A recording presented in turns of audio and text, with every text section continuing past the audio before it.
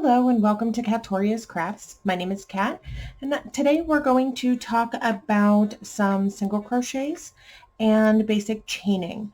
I know we covered some basic chains in our previous video, but I'm going to recap a little bit on that, and then we're going to hop into the single crochet. So in this swatch that I have here, I do have a set of single crochets, and these are really nice and tight stitches that are used for anything that you need to be pretty dense. Moved into some half double crochets, and treble crochets in this swatch, but for today we're just going to focus on this base right here and just kind of play around with that.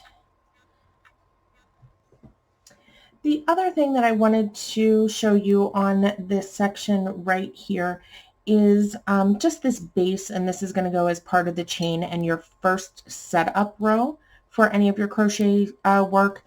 If you work into only one loop, which is going to be typically the top loop whenever you're working into that original chain, you end up with this single line, and it makes it kind of difficult to put some borders on. So I'm going to show you an alternate way, which I did on this swatch here, that has a more of a V look on it, so you can actually see where you need to put your stitches.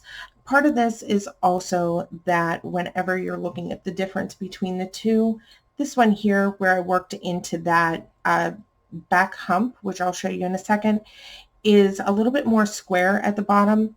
Because I used a larger hook to create my chain, it gave it a little bit more room. This one here actually has kind of curled in, and it puckers a little bit because it is so tight on a tight stitch with a smaller hook creating that chain. So you run out of a little bit of room there. So we're going to go ahead and get started. So let me move these out of the way, and this one as well, and pull in some fresh yarn. So let's go ahead and move this in. So we're going to start with your slip knot. So holding your yarn in between your index and your middle finger, you keep a little tail. You want to keep it a little bit long so that you have something to weave back into your work. You're going to make an X on the bottom of your finger. So you're going to start by wrapping the yarn over your index finger one time, going behind it, just kind of dropping it so that it gives it a little bit of slack. Pull up this loop closest to your index finger and pull it back over that second loop.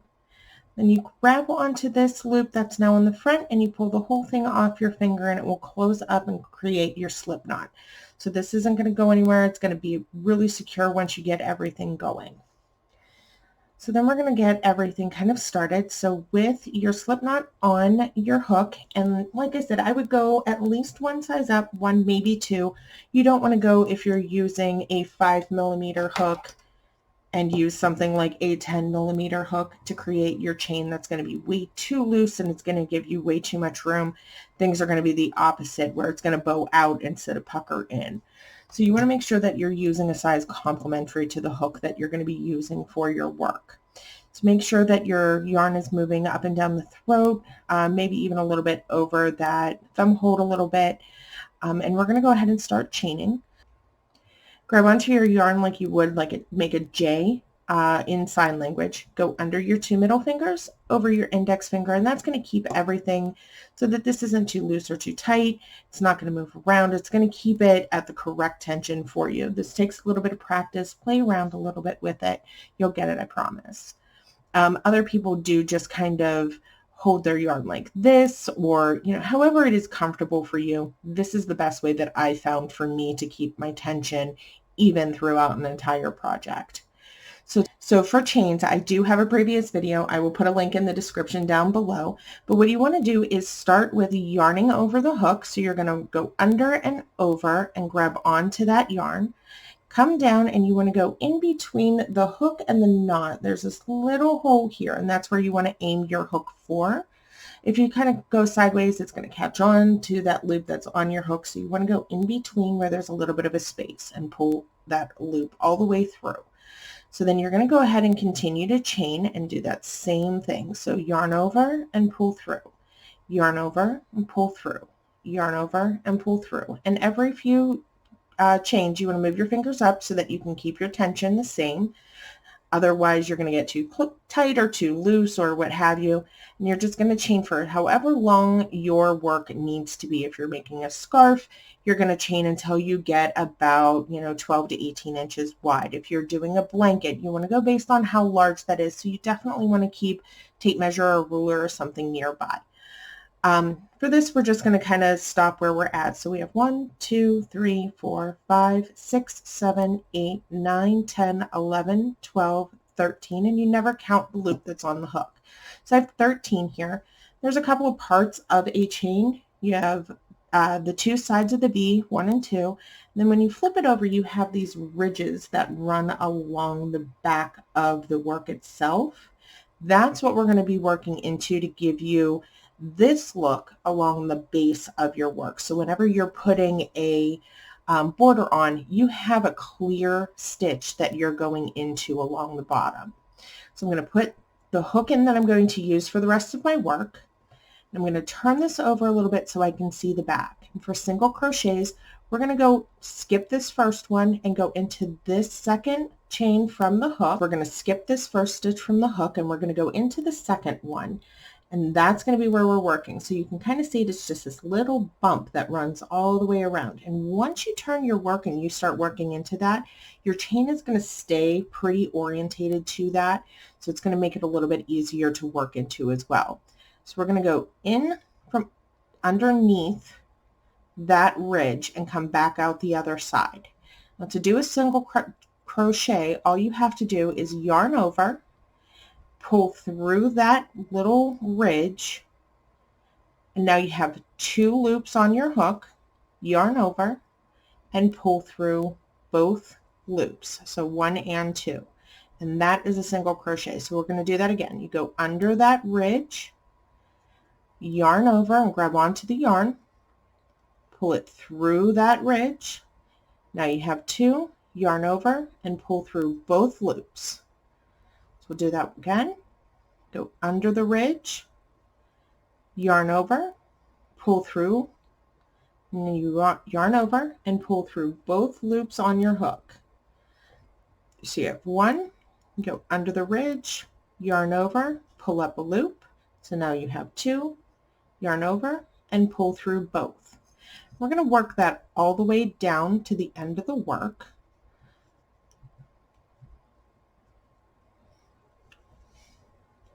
Yarn over and pull through, yarn over and pull through 2. So under that ridge, yarn over and pull through, yarn over and pull through 2. Go into that ridge, yarn over and pull through, yarn over and pull through 2. So just to kind of show you what that looks like on the opposite side, you can kind of see you have both sides of that V on the back side of your hook and just that ridge on the top. That's what you're shooting for. So yarn over and pull up a loop, yarn over and pull through 2. Go back into that next ridge. We're going to yarn over and pull up a loop, yarn over and pull through 2. One more time. Go into that ridge, yarn over and pull up a loop, yarn over and pull through 2. We have 2 more to go. You can kind of see here you have 1 and 2. So we're going to flip this back over and we're going to go into this ridge here, yarn over, pull up a loop, yarn over and pull through 2. The last one can be a little bit tricky, so you want to go for the one that's kind of in the middle. Yarn over or slip into that ridge, yarn over and pull up a loop, yarn over and pull through 2. So that's your first setup row for most work, getting everything kind of set and ready to go. So now you have these V's all the way down. Get detached from my yarn. You have V's all the way down along the top. And when you flip it over, you have those same V's running along the bottom. So it gives you the ability, like I said, to know where you want to work your borders, and it gives it a really nice clean look. So to do another row, once you get to that end, there we go. You're going to yarn over and pull through one to give yourself a little bit of height, and that's your first chain. And then turn your work. Once you turn, you're going to see the back of these stitches, and you can kind of see these holes where we're going to put the next stitch into. So there's three parts of this. You have your front loop, which are the ones that are facing you, your back loop, which are the ones further away, and both loops go through and underneath both. So you have that whole V on top. To do single crochet, most of your projects are going to have you, it's just going to say double crochet into the next stitch. That means use both. If you do back loops only, so this one here, if you pull just these back loops, it's going to give you this kind of texture where it's kind of waffly. I love having ripple blankets. They are really, really warm and cozy.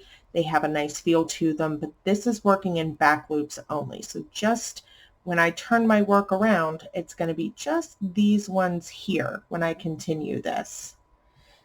So, but for this, we're going to do like most of your work is going to call for, which is both loops. So you're going to slip your hook into that space between those posts. Go into there so that you have both parts of the V on top. Yarn over and pull up a loop. Yarn over and pull through both. So we're going to do that again. You're going to go in between the two posts into this little hole here. Insert your hook. You have both parts of your V. Yarn over, pull up a loop, yarn over, and pull through two. So we're going to go ahead and keep going all the way down. So insert your hook so that you have both parts of your V, yarn over, and pull up a loop, yarn over, and pull through both. Insert your hook, yarn over, pull up a loop, yarn over, and pull through two. Insert your hook and yarn over to pull up a loop, yarn over, and pull through two. So we just work this all the way back down to the very beginning of this. As you're going, you want to make sure that you're counting as well. If you have a really long project, or if something is going to, you need it to be straight up on both sides, you want to make sure that you're not dropping any or picking any up. So let's go back and count. So on this, I have the first chain does not count. So we're going 1, 2, 3, 4, 5, 6, 7, 8, 9, 10, 11. We started out with 13, skipped the first, so we should have 12. So we're going to go into this last chain here on the end. If you're looking at it from the side, you might not see that hole the same way. Just kind of turn it and you'll see that V right here. That's what we're going under. So we're going to go under both, yarn over, pull up a loop, yarn over, and pull through two. You can make your chains as long or as short as you want, go as far up as you want, just turning as you go. Just keep an eye on making sure that as you're practicing that you're making sure that your tension is the same so that it doesn't go kind of crazy, and if it starts to buckle or gets really loose, you're going to know you need to adjust there. Just a lot of practice to get through and figure out what your style is and the best way for you. So again, my name is Kat and I'm with Katoria's Crafts. If you found this video helpful, or if you have any questions or comments, please put them in the links below. Don't forget to hit that like button and subscribe as well, and hit that bell so that you get notifications for all of my future videos. I look forward to seeing you next time. Have a great day.